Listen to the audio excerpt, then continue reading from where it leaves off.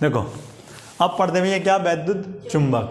देखो जब किसी नलिका के भीतर नर्म लोहे को रखकर उसमें धारा प्रवाहित की जाती है तब उसके अंदर एक प्रबल चुंबक क्षेत्र उत्पन्न हो जाता है जिससे यह एक चुंबक की भांति क्या करता है, व्यवहार करता है। ठीक है ना।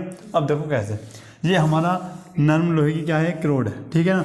और ये होता तांबे का तार। किसका? तांबे का तार हो गया। ठीक है। ये होगी आपकी बैटरी। ठीक है ना।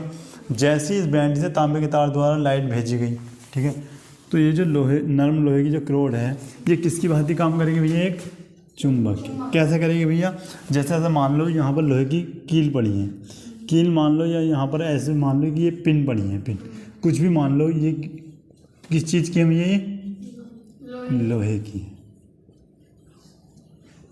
आ रही बात समझ में।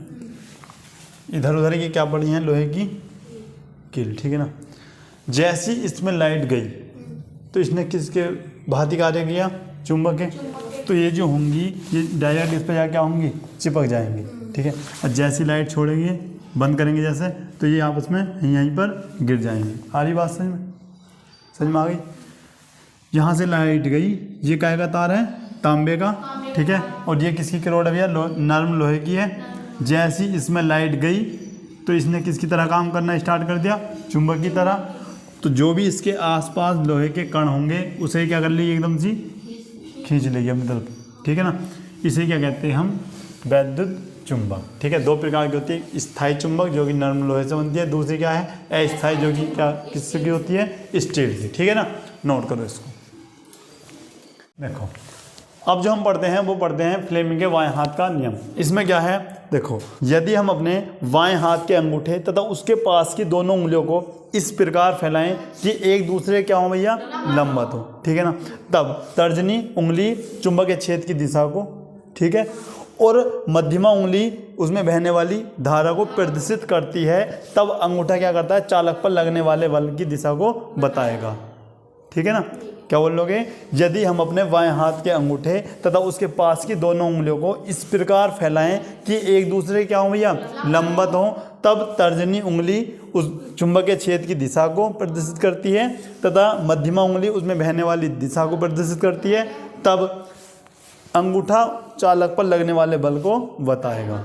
ठीक है भाई। ये होता है आपका फ्लेमिंग के बाएं हाथ का नियम। पर ये लिख रहा होगा, यदि हम अपने बाएं हाथ के अंगूठा और उसके पास की दोनों उंगलियों को इस प्रकार फैलाएं कि वे एक दूसरे क्या हो भैया, लंबवत हो। यदि अंगूठे के पास वाली उंगली यानी तर्जनी उंगली क्या हो भैया, चुंबक के छेद की दिशा को तथा दूसरी उंगली मध्यमा जो है वो उसमें धारा की दिशा को प्रदर्शित कर दें, तब अंगूठा चालक पर लगने वाले बल को बताएगा। ठीक है भाई। नोट करो इसे। अब यहां पर देखते हैं फ्लेमिंग के दाएं हाथ का नियम। ठीक है ना। इसमें क्या है, इसमें क्या पढ़ते हैं, जब हम अपने दाएं हाथ के अंगूठे और उसके पास की उंगलियों को इस प्रकार फैलाएं, क्या हो भैया, आपस में लंबवत। ठीक है ना। इसमें क्या होता है, तर्जनी उंगली है। ठीक है ना। ये चुंबक के छेद की दिशा को बताएगी। ठीक है। और ये भी बाएं हाथ के नियम में भी इसी बता रही थी। ठीक है। लेकिन ये अंगूठा क्या बता रहा था बाएं हाथ के नियम में, चालक पर लगने वाले बल को। ये क्या बता रहा है, ये बता रहा है चालक की गति की दिशा को। ठीक है ना। उसमें क्या, ये क्या बताया था, उसमें बहने वाली धारा को। ये क्या बता रहा है, चालक में उत्पन्न धारा को। नई बात समझ में। ठीक है ना। क्या बता रहा है, चालक की गति की दिशा। आई बात समझ में, दोनों में अंतर पता लिया। नोट करो इसको। जब हम अपने दाएं हाथ में ले जाने वाले तार को, देखो ये हमारा दायां हाथ है। ठीक है। जब हमारा दायां हाथ इस प्रकार से मैंने लगा दिया, ये एक तार है। ठीक है ना। एक तार को मैंने इस प्रकार से पकड़ रखा है और ये जो अंगूठा है धारा की दिशा में है। ठीक है ना। यहाँ पर एक हमारा तार होगा इस प्रकार से बड़ा। ठीक है। और हमने क्या करा, नीचे से लाइट प्रवाहित की। ठीक है। और मैंने अभी पीछे पढ़ाया था आपको कि जब करंट किसी चालक तार में नीचे से ऊपर की ओर जाता है तब जो चुंबकीय क्षेत्र होता है वो किस डायरेक्शन में होता है, क्लॉकवाइज या एंटी क्लॉकवाइज, बताओ। एंटी क्लॉकवाइज भाई सेम यही है आपका। अब एक ये हमारा तार है, यहाँ पे लाइट जा रही है इसकी। ठीक है। और ये मैंने इस प्रकार से पकड़ रखा है। ठीक है। तो धारा किस दिशा में जा रही है, हमारे अंगूठे की दिशा में जा रही है। ठीक है। तो उस कंडीशन में, और ये जो हमारी उंगली है इस प्रकार है, ठीक है। तो जो चुंबकीय क्षेत्र होगा ना वो भी इसी प्रकार से आपका इधर की ओर होगा। यही बात बताना चाह रहा है कि ये जो तुम्हारी उंगलियां है ना, ये चुंबकीय क्षेत्र, क्या लिख रहा, उंगलियां की दिशा चुंबकीय क्षेत्र की दिशा के दर्शाती हैं, ठीक है। जो आपकी चुंबक, ये जो उंगलियां हैं ये किसको दर्शा रही हैं भैया, चुंबकीय क्षेत्र को, ठीक है। क्यों, जब करंट नीचे से ऊपर की ओर बहता है तो जो आपका चुंबकीय क्षेत्र होगा इन उंगलियों की दिशा को ये बताता है, ठीक है। नई बात समझ में, नोट करो तो इसको। अब क्या पढ़ते हैं, अब पढ़ते हैं हम क्या भैया, एक समान चुंबकीय क्षेत्र में स्थित धारावाही चालक पर बल, ठीक है ना। सबसे पहले करते क्या, माना एक ऋजुरेखीय धारावाही चालक जिसकी लंबाई क्या है, एल है।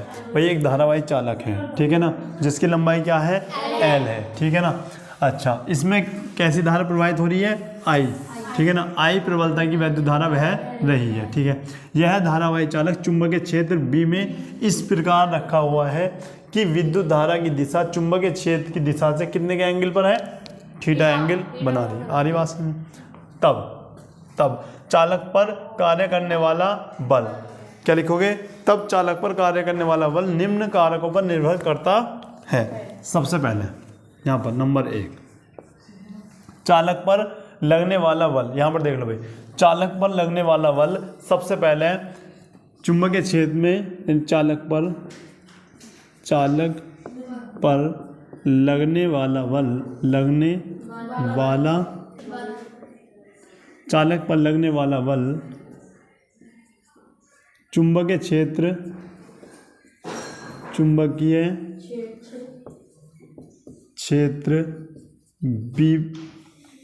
बी के चुंबकीय क्षेत्र V के अनुक्रमानुपाती होता है। किसके भैया, अनुक्रमानुपाती होगा, लिख लो, चाहे होता है। यानी पहले की बात करते हैं, जो आपका F होगा अनुक्रमानुपाती होगा किसके, V।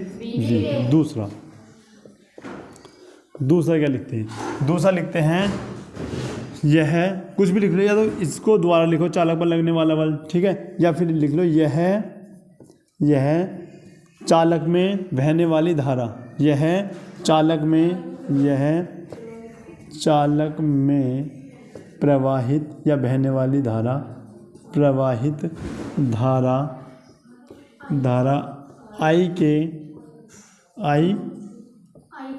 I के अनुक्रमानुपाती होता है। किसके भैया, I के अनुक्रमानुपाती होता है,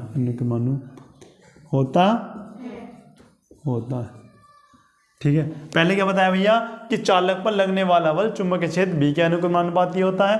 दूसरा यह है चालक में प्रवाहित धारा I के भी क्या होता है, अनुक्रमानुपाती, यानी F अनुक्रमानुपाती I। आ रही बात समझ में, ठीक। तीसरा लिखते क्या है, यह चालक की लंबाई के अनुक्रमानुपाती होता है। क्या लिखोगे, यह चालक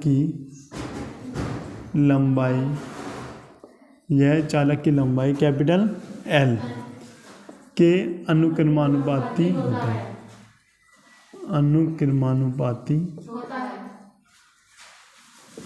होता, ठीक है भाई। क्या लिखते हैं भैया, F अनुक्रमानुपाती L, ठीक है ना, F अनुक्रमानुपाती L। नेक्स्ट यहाँ पर देखो, अब क्या लिखते हैं, इक्वेशन नंबर, अब लिखते क्या है, यह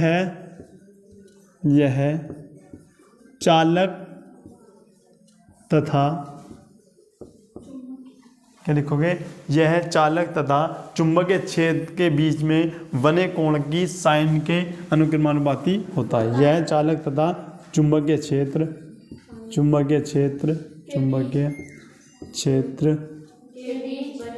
के बीच बने कोण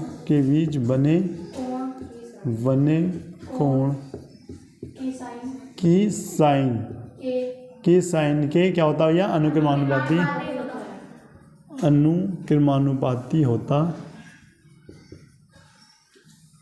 होता है।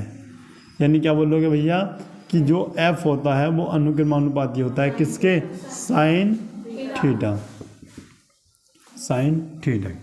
इतनी बात क्लियर है भैया। अब तुमने देखा इसको मान लिया मैंने equation number 1, equation number 2, equation number 3 और इक्वेशन नंबर 4। ठीक है। अब लिखेंगे समीकरण नंबर 1, 2, 3 और 4 से क्या लिखोगे, एफ अनुक्रमानुपाती IVL लिख लो, IVL साइन थीटा, ऐसे भी लिख सकते हो। ठीक है, गुणा में आगे पीछे आप कर सकते हो। ठीक है। अच्छा, अनुक्रमानुपाती का चिन्ह हटाओ, यहाँ पर लिख लिया KIVL साइन थीटा। आई बात समझ में। के क्या है भैया, यहाँ पर लिख दो,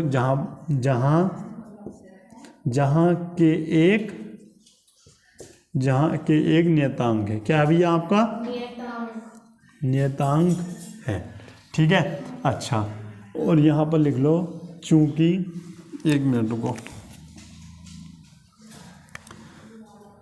नियतांक है तो भैया इसकी वैल्यू क्या होगी, के बराबर 1। ठीक है, इसीलिए अब इसकी वैल्यू जरा 1 रख दो, तो f बराबर क्या हो जाएगा आपका, जब 1 हो जाएगा तो ये तो हट जाएगा, तो क्या हो जाएगा, IVL साइन थीटा। आई बात समझ में नहीं आई, ये आपको बन जाता फॉर्मूला। ठीक है, इस पे ही क्या चलेंगे आपके क्वेश्चन होंगे। ठीक है ना। सबसे पहले अब देखो, इसमें भी 2 चीज़ होती है, एक होता है समांतर और एक होता है क्या, लंबवत। लंबवत होगा तो थीटा का मान क्या लोगे, 90। ठीक है, और समांतर होगा तो क्या लिखोगे यहाँ पे, 0। ठीक है, नोट करो इसको। इतनी बात आई समझ में भाई। ठीक है, अब तुम्हारे क्या रह गए, आंकिक प्रश्न यानी न्यूमेरिकल्स रह गए, उसे करते कल। ठीक है ना। तो मिलते हैं नेक्स्ट क्लास में, तब तक के लिए जय हिंद।